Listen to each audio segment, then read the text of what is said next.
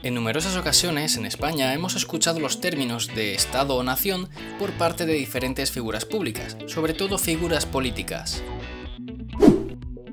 España es la nación más antigua de Europa. España es la primera nación de Europa en conseguir su unidad. Y que desde luego también recupere, o afine, mejor dicho, y fortalezca el carácter plurinacional del Estado español en la Constitución. Ergo, en la Constitución del 78 se reconoce que España es plurinacional y que por lo tanto en España hay diferentes naciones. El problema de España no es que nación sea en este caso Madrid sea una nación, como propone el Partido Socialista, o Formentera un Estado. Mire, Yugoslavia hizo una nación de naciones en 1974 y ya sabemos cómo acabó Yugoslavia. Debido a que el término nación suele generar controversia y esta es aprovechada a veces tanto en España como en otros países con fines políticos, vamos a explicar claramente estos términos. En la Convención de Montevideo de Uruguay, en 1933, se estableció que un Estado necesita 4 elementos para existir: población permanente, un territorio determinado, un gobierno y capacidad de entrar en relaciones con los demás estados.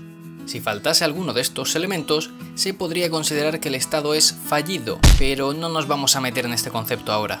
Además, un Estado es una entidad legal, una organización política que ofrece bienestar y seguridad a su población, mientras que una nación es una unión de gente que comparten lazos emocionales, culturales e incluso espirituales. Una nación tiene que ver más con un sentimiento. Es importante tener en cuenta que una nación puede ser más grande que un Estado, debido a que, mientras el Estado está limitado por su territorio, los lazos de un grupo de personas pueden ir más allá de esto, y a su vez, dentro de un mismo Estado puede haber varias naciones. Una gran diferencia entre ambos términos es que un Estado se puede crear en cuanto se reúnen los 4 elementos antes mencionados, mientras que una nación siempre es el resultado de la evolución de un grupo de gente durante muchos años. Pongamos un ejemplo para ver todo esto. Durante la Segunda Guerra Mundial, Alemania fue dividida en 2 estados, Alemania Occidental y Alemania Oriental. Sin embargo, Alemania como nación permaneció unida, las personas seguían emocionalmente conectadas. Por este motivo, una nación puede ser también más estable que un Estado. He de añadir que una nación puede que no esté representada por un Estado en concreto. Un ejemplo es la población kurda, que está presente en varios estados. Puede que te estés preguntando la diferencia entonces entre el concepto de país y el de Estado, y es una pregunta completamente lógica. El término país hace referencia al territorio delimitado geográficamente como tal, y el Estado es la forma en la que se organiza ese territorio. Para que no pierdas la cabeza, te diré que en muchas ocasiones se utilizan como sinónimos los términos de país y Estado y de Estado y gobierno. Vamos a poner a España como ejemplo para entender todos estos conceptos e irnos con las ideas bien claras. España como país sería su territorio, es decir, la península ibérica, quitando a Portugal y Andorra, sus islas Baleares y Canarias y los territorios en continente africano de Ceuta y Melilla. El Estado sería la entidad jurídica, el gobierno, la autoridad que lo gestiona, y la nación española sería la población en su conjunto dentro del territorio.